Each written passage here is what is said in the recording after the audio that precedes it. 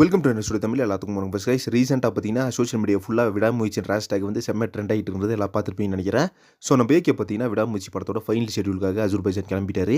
So அந்த ஒரு photos and videos தான் பார்த்தீங்கன்னா இப்போ செம்ம ட்ரெண்ட் ஆகிட்டு வருது. ஸோ நம்ம ஏற்கனவே சொல்லி இந்த மாதிரி நம்ம ஏகே பார்த்தீங்கன்னா விடாமுயற்சி படத்தோட ஷூட்டிங் கிளம்பினார்னா கண்டிப்பாக ஏர்போர்ட் வீடியோஸ் அண்ட் ஃபோட்டோஸ் வந்து ஷேர் ஆகும் மாதிரி சொல்லியிருந்தேன். நம்ம ஏகேவோட ஸ்டைலிஷான லுக்கில் ஃபோட்டோஸ் அண்ட் வீடியோஸ் பார்த்தீங்கன்னா செம்ம ட்ரெண்ட் ஆகிட்டு வருது. ஸோ நம்ம ஏகே ஃபேன்ஸ் எல்லாம் விடாமுயற்சி படத்தோட ஷூட்டிங் வந்து எப்படா ரெஸ்யூம் ஆகும், ரொம்ப நாளாவே ஸ்டாப்பில் இருக்குது அப்படின்ற மாதிரி எல்லாருமே எதிர்பார்த்துருந்தாங்க. ஸோ ரொம்ப சேடான மூமெண்ட்டில் இருந்தோம்னு சொல்லலாம்.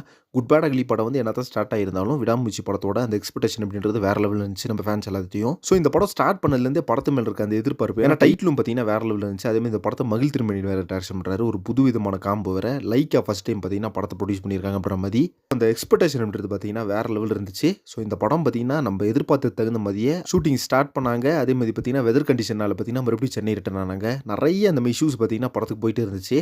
ஃபினான்ஷியல் ப்ராப்ளம் அண்ட் வந்து ஆக்ட்ரஸோட டேட் கிடைக்காது அப்படின்னு சொல்லிட்டு நிறைய பிரச்சனைகள் பார்த்தீங்கன்னா அந்த படத்தை சுற்றி போயிட்டு இருந்துச்சு. ஸோ இப்போ பார்த்தீங்கன்னா இந்த எல்லா பிரச்சனைக்கும் ஒரு சால்வ் வந்து கிடச்சிருச்சு அப்படின்னு சொல்லலாம். படத்தோட ஷூட்டிங் வந்து ஃபைனல் ஷெட்யூல் ஸ்டார்ட் பண்ண போகிறாங்க. 24th வந்து ஸ்டார்ட் பண்ண போகிறாங்க அப்புறம் தகவல் இப்போ போயிட்டு இருக்குது. ஸோ அந்த படத்தோட ஃபுல் ஷெட்யூலும் பார்த்தீங்கன்னா 30 நாள் வந்து பிளான் போட்டுருக்காங்களாமா. எப்படி பார்த்தீங்கன்னா ஒரு 40 days ஆகுன்ற மாதிரி சொல்லியிருக்காங்க.